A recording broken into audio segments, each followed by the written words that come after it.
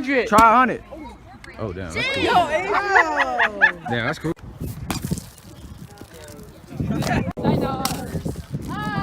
The wind caught it and it went like.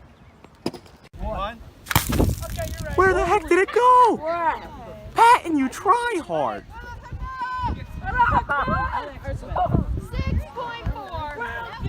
One. That's good stuff, bro. No! That wouldn't have connected.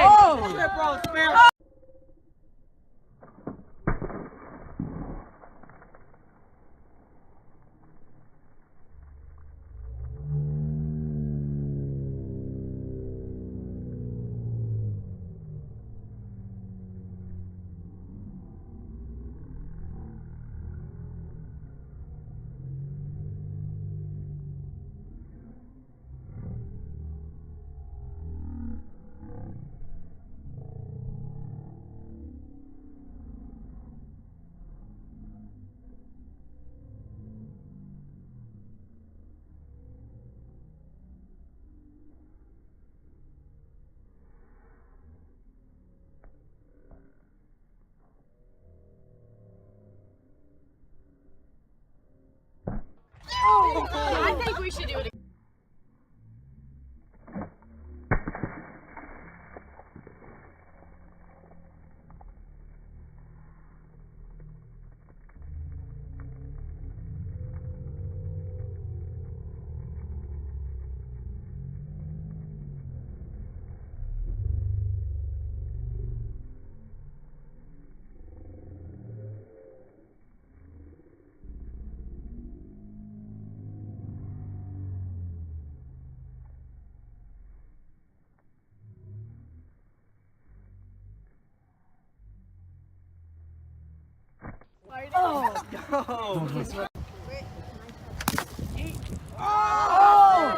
Better than the last time. Come on, keep.